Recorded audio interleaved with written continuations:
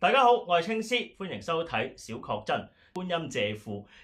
人人都好吹捧呢樣嘢啦。我哋真教咧就冇話淨係可以咧，咁我哋禁絕晒，大家唔好去啦，咁冇意思嘅係咪？因為我叫你唔好去嘅咁你都會受到引誘噶嘛。何不咧？我哋就好似古代嘅佛教咁樣啦。我哋就當呢啲係種種方便啦，我哋將裏邊咧一啲好唔合邏輯嘅、好違反真理嘅部分，我哋將佢去除咗，然之後咧我哋加入一啲正信嘅部分裏邊，等你可以咧就做呢一個類似嘅儀式嘅同時咧，令到自己咧係可以咧慢慢導入正信嘅。所以咧，我哋真教咧都會喺嚟緊正月26咧做一個類似觀音借庫嘅咁樣嘅經儀咧，嚟到去祝福一啲福物嘅。咁我哋就係會咧喺一個經儀裏邊咧，我哋會求道母啦。道母其實咧有幾個嘅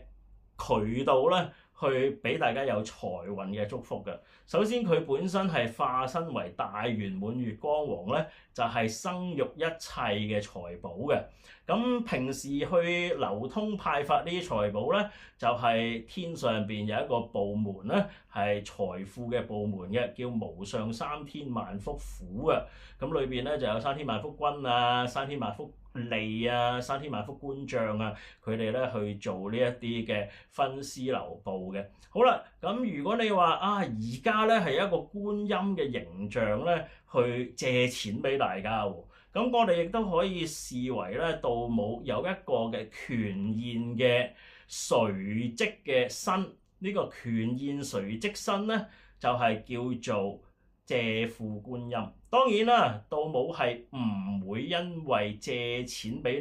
你而要你還錢，甚至乎要你起釘還利息嘅。所以如果我哋咧去正確啲咁去證明呢一個道母嘅權現身嘅話咧，我哋可以視佢為一個賜庫嘅觀音，係白白地賜予俾你嘅，唔係要你話我應承會還錢我應承會連本帶利嘅，並唔係咁樣嘅。神嘅邏輯唔係咁樣嘅，神嘅邏輯係你有得我就俾你，你有願我先預許俾你，就係咁樣啦。咁所以有得有願有信仰，先至係確保你下年有財富祝福嘅原因先係一個充分嘅條件，而唔係你燒份用紙接嘅金銀，或者咧燒一啲用紙印製出嚟粗製濫造嘅嗰啲咁樣嘅衫嘅一啲紙咯嗰啲衣紙咯。咁所以大家就要留意翻呢樣嘢啦。好啦，我哋咧就會喺嗰個儀式裏邊咧係去開光咧4種嘅錢龜係一啲合金所造成嘅一啲金色嘅龜仔同埋銀色嘅龜仔嘅。大嘅咧就好似5毫子咁大嘅，細嘅咧就好似1毫子咁大嘅。咁有4款嘅，一款就係金色嘅大龜，第2款就金色嘅細龜，第3款就大嘅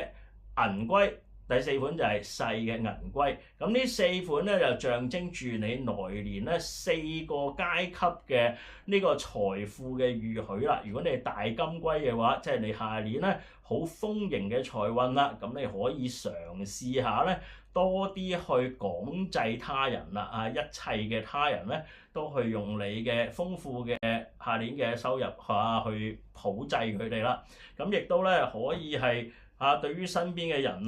家人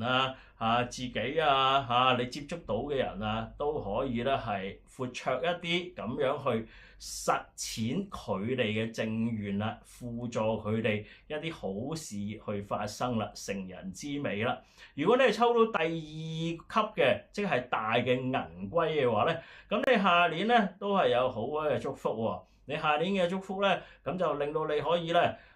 多啲咁樣照顧身邊嘅人啦你自己嘅家人你嘅身邊嘅近人近人即係咧你接觸到嘅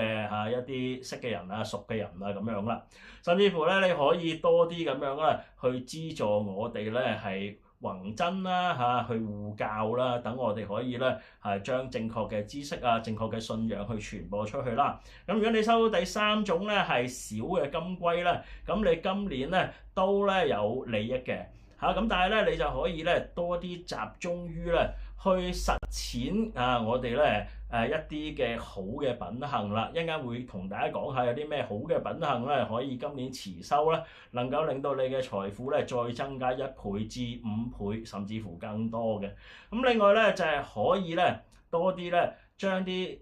你嘅錢咧分反先後咁用啦嚇，有輕有重嘅，有先有後嘅，咁學習下今年咧就用喺一啲咧刀口上嘅地方先嚇，咁有多餘嘅咧先至咧去擺喺一啲冇咁重要嘅地方咁跟住你又要睇下啦，如果你咧啲錢唔係用喺自己度，唔係用喺家庭度嘅，係咪用喺一啲真嘅嘢度咧？係咪用喺一啲善美嘅嘢度咧？咁如果係用一啲喺呢啲嘅正常嘅地方甚至乎咧係正面嘅地方嘅話咧，又會有一啲更好嘅祝福嘅。咁最後咧，如果你係得到小銀龜嘅話咧，咁下年嘅財運咧就叫做係一般少少啦。咁可以做嘅嘢咧就係克己，可以做嘅嘢咧就係節制一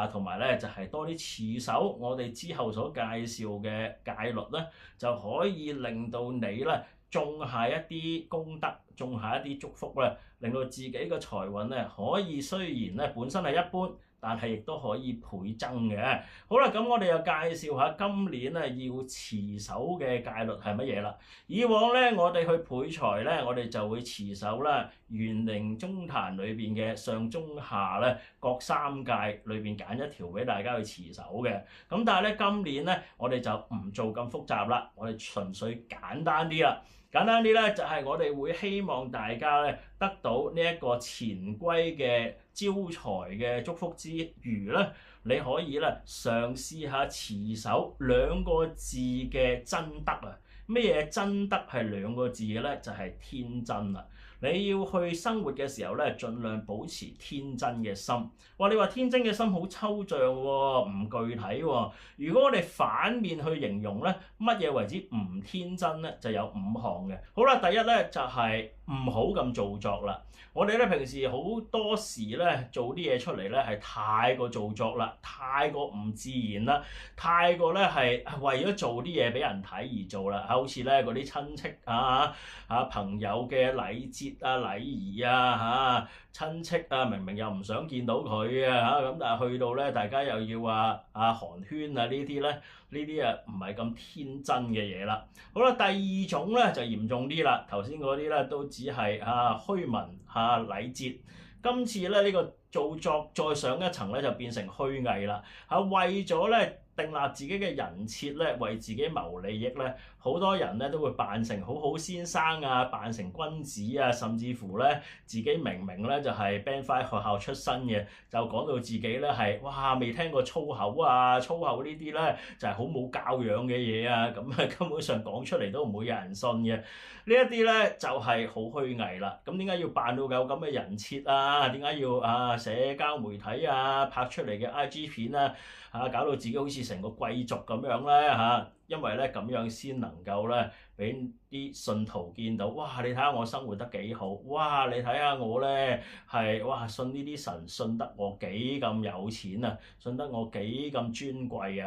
你哋都嚟信我呢啲神啦，你哋都過嚟俾錢我哋咧個宗教啦咁樣樣。咁呢啲人設咧就係為咗佢哋咧去謀取自己嘅利益嚟嘅。咁我哋就唔應該做呢啲嘢啦。好啦，第3咧就係我哋亦都要戒咧有機心。好多時咧你去做一啲嘢咧，背後有好多陰謀，有好多計謀你去做善事唔係出於善嘅，你去做善事係出於咧係自己唔想俾人話啦，自己唔想咧之後利益受損啦。咁呢啲就機心啦。我哋咧天真咧就係唔出自呢啲計算，唔出自呢啲機心嘅。好啦，第4咧，我哋亦都要戒咧恐嚇，同埋咧要戒咧呢個利誘嘅。呢一啲宗教人士咧就好中意咧去恐嚇人利誘人嘅。頭先我講嘅觀音借庫就係啦，係咪？用下年咧財富嘭嘭聲幾百億咁樣利誘你過咗嚟啦，跟住又捆綁綁架你啦，你年尾唔還錢咧，護法就搞你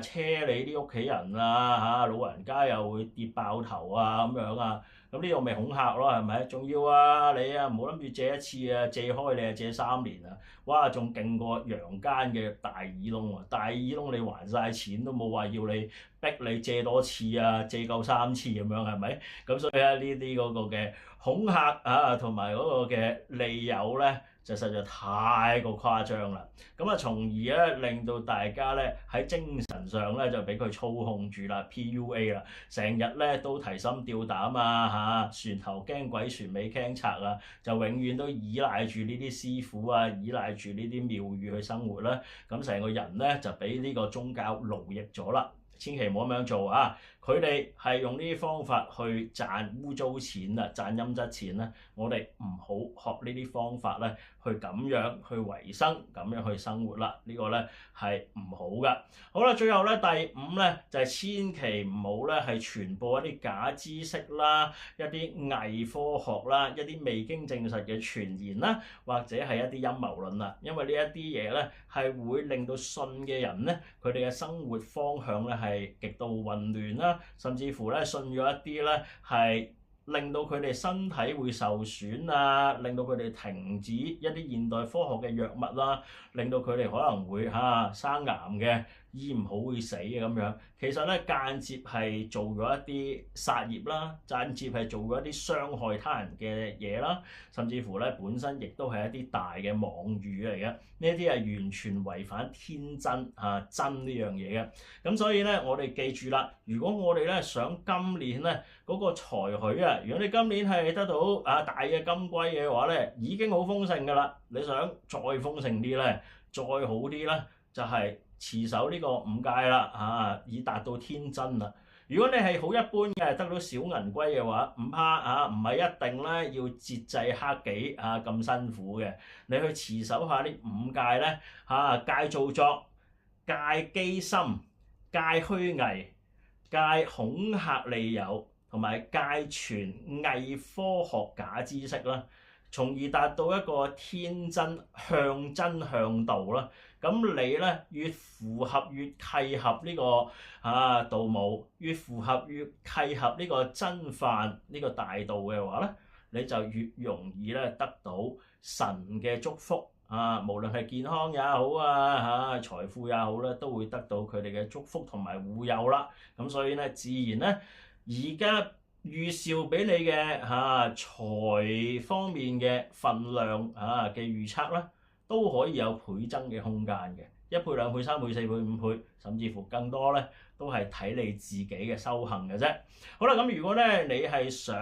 盲抽呢啲錢龜想咧向道母向我哋嘅賜富觀音啦，係得到呢一啲財富嘅賜予咁希望咧大家透過咧修行嘅功德可以兌換呢一啲財富嘅話咧，歡迎你咧係去聯絡我哋嘅莫小姐，佢嘅電話咧係63853668，咁你 WhatsApp 揾佢咧，提供翻你去求取呢個賜富觀音嘅金龜嗰個善信嘅姓名咁譬如你幫自己求嘅，咁你俾自己個名啦；你幫你嘅親戚朋友求嘅，要俾佢哋個名啦。咁因為每一位咧，我哋都會寫翻個名咧喺嗰個利是封出邊咧，咁俾佢睇翻你下年係屬於邊一個程度嘅財嘅預許咧咁樣咁如果你冇名嘅，我哋寫唔到啲名喺外邊嘅話，咁可能撈亂咗可能對你下年咧嗰個修行對你下年嗰個財富規劃咧就會有少少影響啦。好啦，咁我哋咧下集再見。再有一啲咧係咁樣嘅唔係咁好嘅偽傳統新創造出嚟嘅一啲迷信咧，我哋再去講下裏邊可以轉化嘅地方，或者咧有一啲我哋冇辦法啦應該棄絕嘅，我哋就完全棄絕啦。仲有啲咩咁樣咧？我哋往後再同大家去分享啦。今日講到呢度，道母保佑，再見。請訂閱小確真，讚好同留言，學到任何嘢，我哋一齊多謝道母，念百字真言，皈依道母，頂禮心經，我哋下集再見。